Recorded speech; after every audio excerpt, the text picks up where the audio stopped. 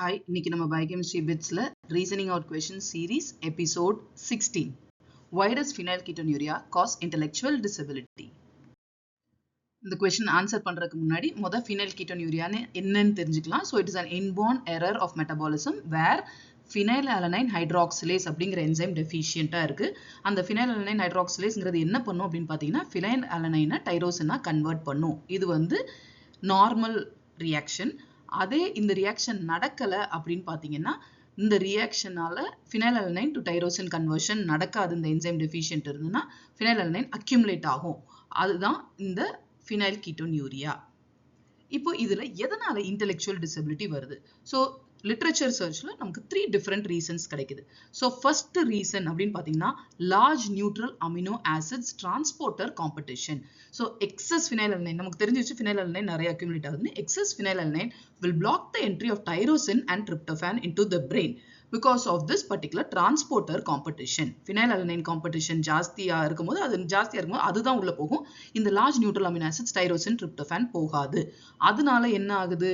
இந்த amino acids tyrosine ட்ரிப்டோஃபான்ல இருந்து வர்ற நியூரோ டிரான்ஸ்மிட்டர்ஸ், டைரோசின்ல இருந்து டோபமின், ட்ரிப்டோஃபான்ல இருந்து வர்ற major neuro transmitter serotonin. So இந்த ரெண்டோட லெவல்ஸ் கம்மியாகும், ரெடியூஸ் லெவல்ஸ். அதனால தான் intellectual disability, behavioural problems and seizures வரும். ஸோ இது ஒரு மேஜர் ரீசன். ஒன்று வந்து large neutral amino acid transporter competition, அதனால வர்ற neuro transmitter synthesis, especially dopamine and serotonin. கடைசி ரீசன் என்னன்னா for normal brain development tyrosine is needed for myelin synthesis, myelin sheath formationக்கு. So phenylketonuria நமக்கு phenylalanine தான் ஜாஸ்தி இருக்கும், அங்க டைரோசினே ப்ரொடியூஸ் ஆகாது. So myelin sheath வந்து formation will be defective. That will lead to impaired brain development. அது தவிர ஒரு போனஸ் பாயிண்ட் பார்த்தீங்கன்னா நம்ம ஆல்ரெடி phenylketonuria-ல ஏன் மௌசி ஆர்டருங்கிறத பார்த்திருப்போம். phenyl pyruvate and phenyl ketones like phenyl pyruvate acetate, phenyl lactate அப்படிங்கிறதெல்லாம் நிறைய accumulate ஆகும். இந்த particular phenyl ketones எல்லாம் சேர்ந்து they are directly toxic to the developing brain. So இப்படி உங்களுக்கு ஒரு 5 mark answer, why does phenylketonuria cause intellectual disability or neurological dysfunction அப்படின்னு கேட்டா இந்த எல்லா ரீசன்ஸுமே நீங்க லிஸ்ட் பண்ணலாம்.